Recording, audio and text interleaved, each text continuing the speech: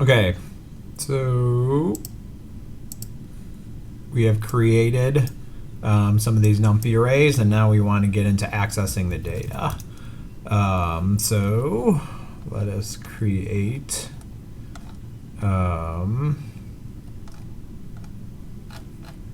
this array.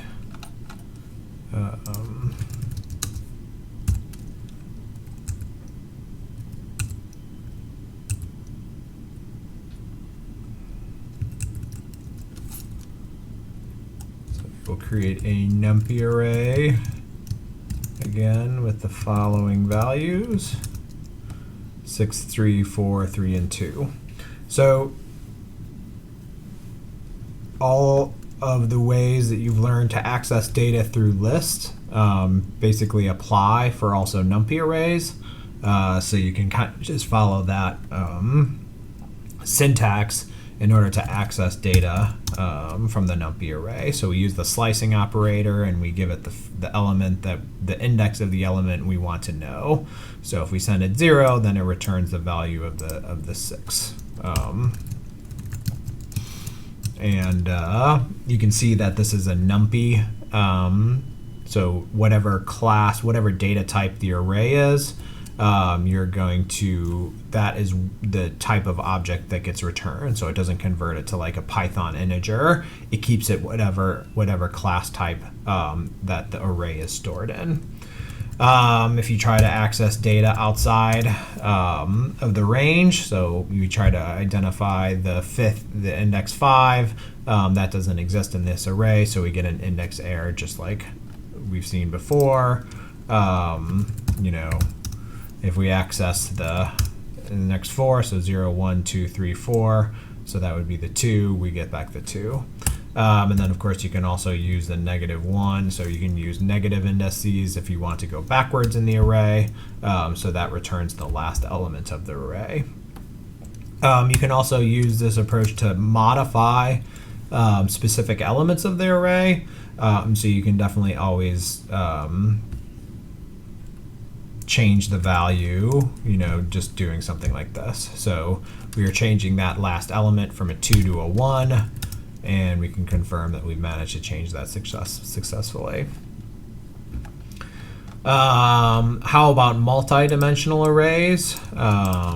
So again, multidimensional arrays, you need to actually use 2 indices. So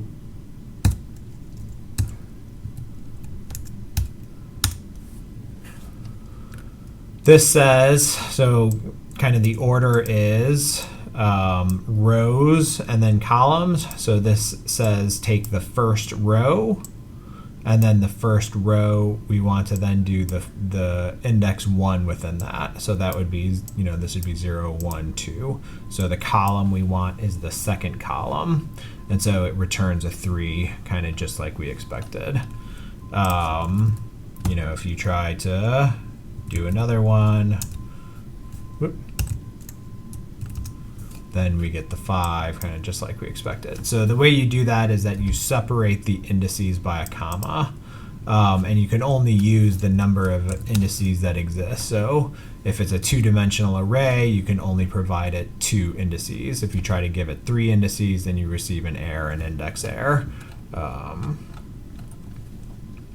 Or if you try to access data that's outside the range, so you know, if we try to use the 2, so this is the 0 row, the 1 row, and there's no 2 row, and so we receive an index error for that. So straightforward so far. You can also create subarrays, smaller arrays from existing arrays. So here, when we use the slicing operator, we went from a Numpy array, and then the object that was returned was the element, was a single element, which was like an integer object or whatever the data type is.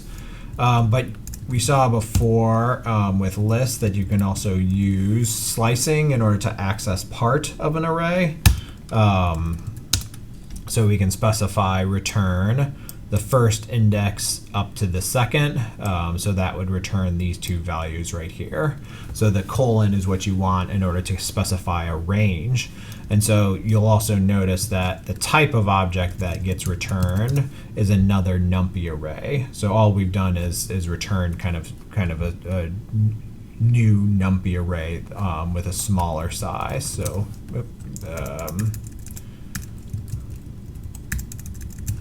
so if we look at the shape is now only of length 2. Two-dimensional arrays. So you can also do this with two-dimensional arrays.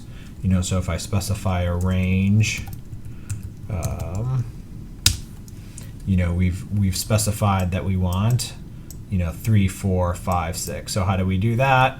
We basically wanted both rows, so 0 to 2 specifies both of these rows, but the second index range that we specified was start at 1 and go to the end. So again, reminder, if you don't specify an index after the colon, it goes all the way to the end of the array. So the 3, 4, and then 5, 6 as well.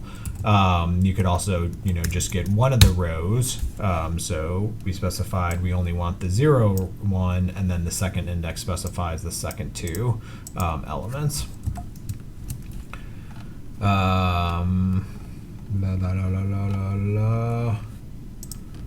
And if you just send it a single index, so we've only sent it a single index. So that returns the 0 row, but then it just returns all 3 of those values. So again, we have used this slicing in order to create a subset of the Numpy data based upon the indices. So we filtered just a subset of the arrays. You can also use filtering. So we've seen this when we used pandas before, where we also filter out data based upon the values. So when we do this using a comparison operator. So let's say we wanted to find all of the data within this array whose value was greater than 3. And so if we use the comparison operator, the greater than operator, we can do that. And so again, this gets back to the kind of the power of the magic methods in Python, where we have used the magic method that specifies the less than or equal, the greater than or equal, and then the equal magic method. And by writing these methods in a new way, we can kind of change and specify how we want these to work. And so the way this works for Numpy arrays is that we say data greater than 3. And so what it does is it returns a Boolean array. So this is an array whose items were either true or false. So we can store this. So we can see that this is another Numpy ND array, and then we can also see that the data type is Boolean. So what was returned is a Boolean, and each index lists whether or not it fits this criteria. So 6 is greater than 3, therefore true is returned. 3 is not greater than 3, so false is returned. True, false, false. And then if we want to filter so that we only have this data, we take this comparison operator and we use this as the index for what we want to return. So again, we saw this again in pandas, where we could filter out data by using these conditionals in order to filter out. And so now what was returned is a subset of data, an array with the 2 values that are greater than 3.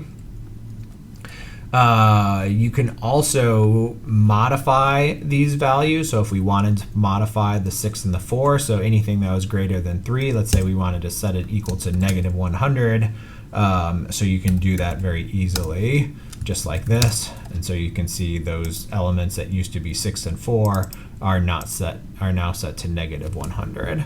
So this can be a very powerful way to modify a subset of your data based upon conditional information.